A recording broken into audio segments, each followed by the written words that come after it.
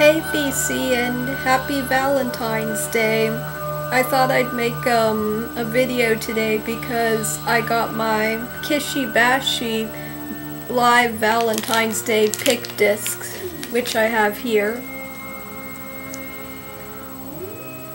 It's kind of in sideways, so I'll take it out, but yeah, I had to jump on this even though I'm not a big pick disc person. I have the Of Montreal one, and actually Kishi Bashi once was in Of Montreal. I think he was a violinist there too, so that's pretty cool.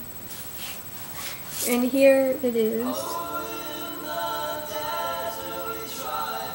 And then it's the live pictures from the DVD, which also comes with it. I put it in here. It has this little pocket for it, but I thought that the DVD needed to have another slipcase, so I put it in a red slipcase within the packaging. And I also got this cool Valentine. If you could see, it says, "You're cool, Kishi Bashi." So yeah, I liked the way this was packaged, and I have seen the live footage because they sent me the link to the Vimeo video and said I could download it, but I just decided to wait for the DVD to have it because I don't like to keep things on the hard drive for too long, and since it comes with the DVD, and it's in gold. If you can't tell, the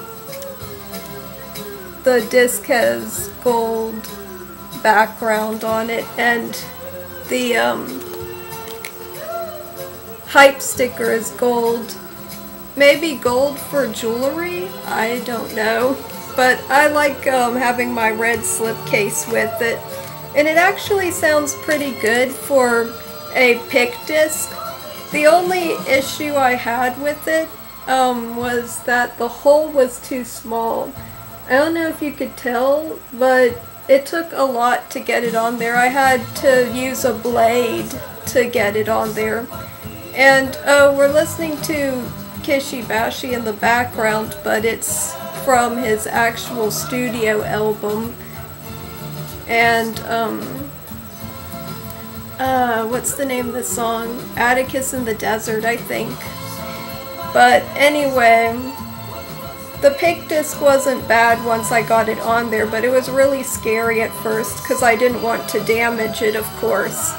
And 1 in every 10 of the discs was going to be signed by Kishi Bashi, but unfortunately I didn't get one of those. But I wasn't quite expecting it because I usually don't luck out with that type of thing.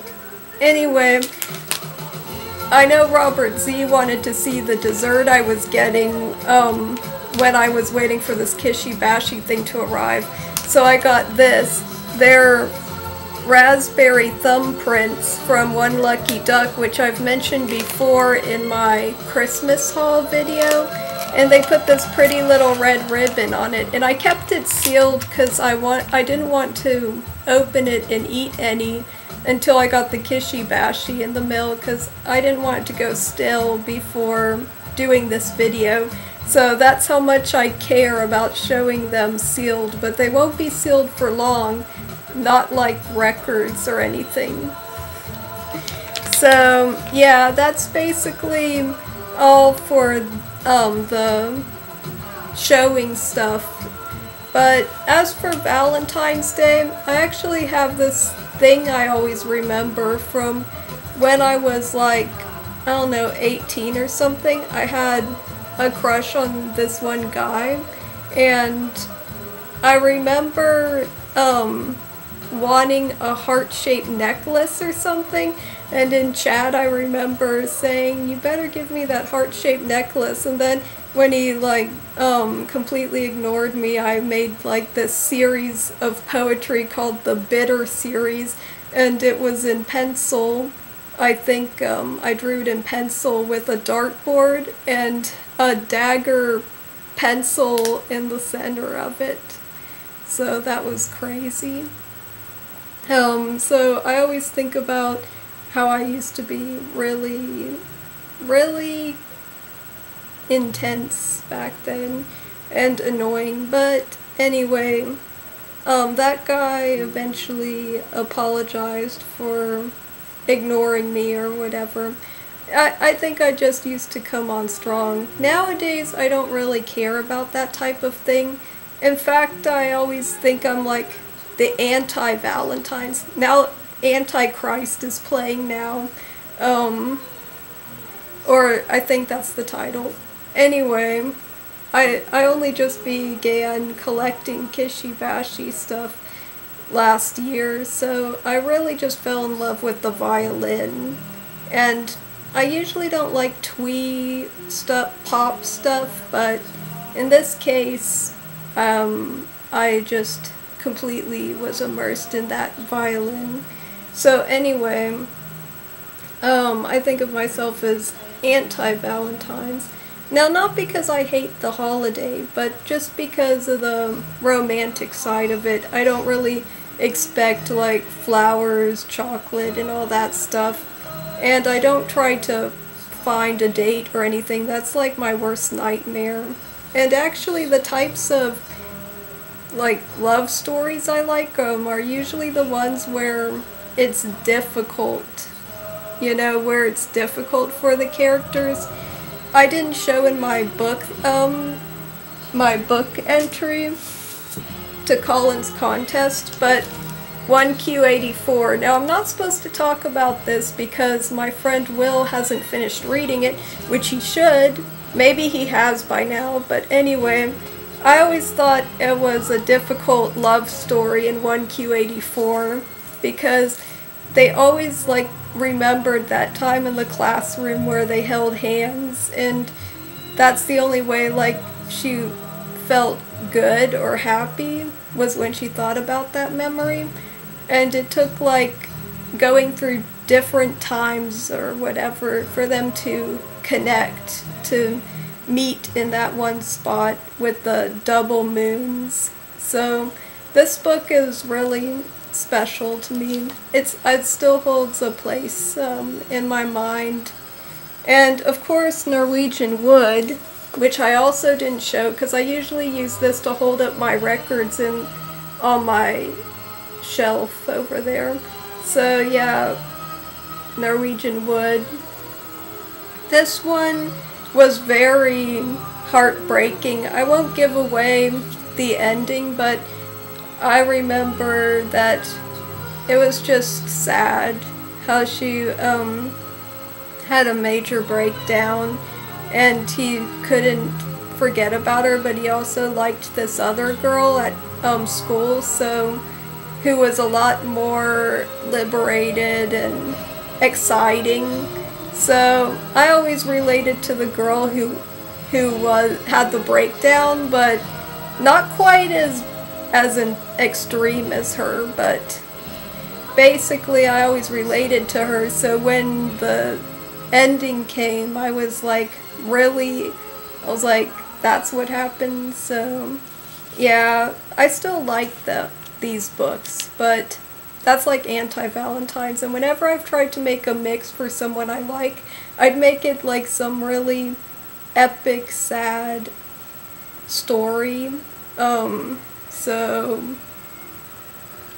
it's not good. I remember one person I liked, I sent them a mix and they're like, what are you trying to tell me with this? Because all the songs were like depressing.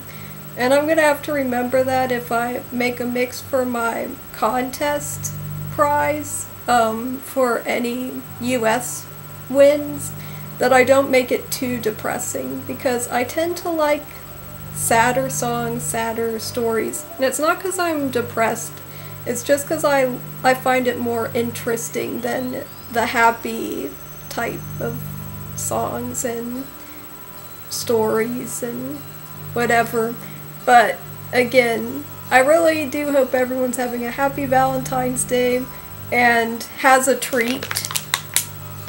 And a really quick update on the contest. I wrote down all the people I saw, and I just wanted to make sure to list them out, so in case I didn't see your entry, you can let me know. Okay, the first video I saw was Karsten Olsen. He gets 4 entries. Jose Miguel Lopez Bracho gets 1 entry for his comment. Colin Medicine Horse, 2 entries for his fun drawings. Robert Z, with his epic 35-minute long video, gets 4 entries. The Blank Pages, 1 entry for a comment. Maggie 1204 Willow gets 4 entries. The Real James Croxton, who's new subscriber, gets 4 entries. Overkill Vids, 4 entries. Mr. Hall of Fame, 3 entries. Dino Vinyl Times, 4 entries. Adam Nichols, he opted out of the contest, but I really enjoyed his drawing and the rest of what he showed, and gave some of it a listen. I liked the Cramps one, so I gave that a listen. And I'll go over what I liked that I listened to in more detail later. And John K. Techhead gets 4 entries. And I really like the Buscemi. I listened to that on Spotify. So I really enjoyed seeing everyone's entries. And the contest is still ending on March 1st. So there's still time to get an entry in. And hopefully I didn't miss anyone. So have a great rest of the day, or hope you had a good day, because by the time this uploads it might be tomorrow. So anyway, enjoy your goodies, enjoy your outings and your wives, girlfriends, boyfriends, husbands. Just enjoy the day, and I'll talk to you all later.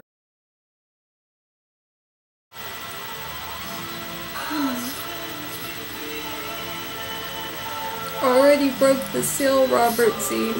And before I forget, I did order a Japanese copy of Genesis's Abacab album, and it should be here within the next week, so I'll definitely, hopefully, get a good copy, because it was off Discogs, but it shipped and I'll be showing it soon. So again, take care.